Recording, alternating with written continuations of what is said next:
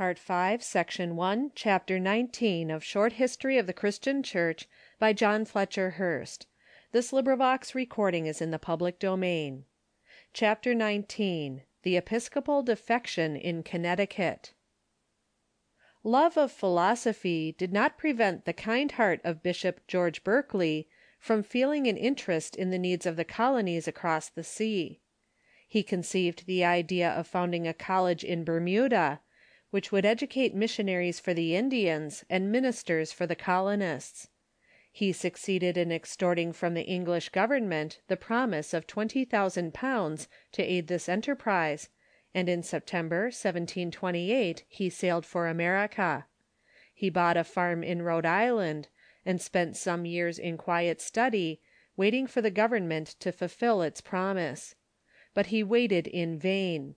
His residence in America, however, had quickened his sympathies for the new land, and some years after his return to England he sent over to Harvard College a gift of books, including the works of many Episcopal divines.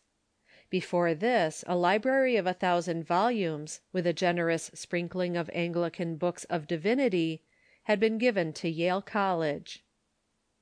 A notable conversion now took place.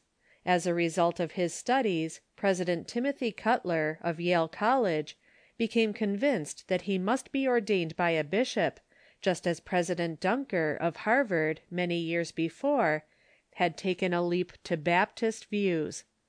This defection made a sensation throughout New England. It was the talk of the hour. Prelacy recalled unpleasant memories of Laud and spiritual despotism. The authorities of Connecticut "entertained fears lest the introduction of Episcopal worship into the colony should have a tendency to undermine the foundations of civil and religious liberty." Even the Episcopalians of Virginia had this fear. The House of Burgesses of that colony publicly thanked 4 clergymen for opposing a proposed American episcopate. However, Cutler and a tutor of Yale, Brown, with a congregational pastor at West Haven, Samuel Johnson, went over to England and submitted to reordination (1723).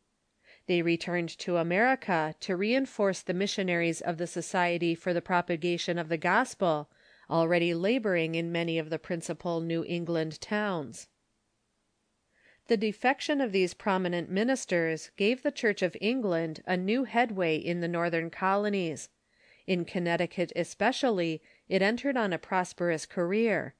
The English missionaries pursued their work with fresh zeal. Up to the Revolutionary War, the Propagation Society kept 30 men at work in New England. As early as 1748 one of their number reported 2 churches in New Hampshire, 5 in Rhode Island, 12 in Massachusetts, and 17 in Connecticut. Doctors Cutler and Johnson rose to prominence in their new fold, the latter becoming president of King's, Columbia, College. Cutler did valiant service in Boston. Out of the loins of the Connecticut Church sprang men like Beach, Seabury, and Jarvis, who have been a tower of strength to American Christianity. End of chapter 19. End of section 1.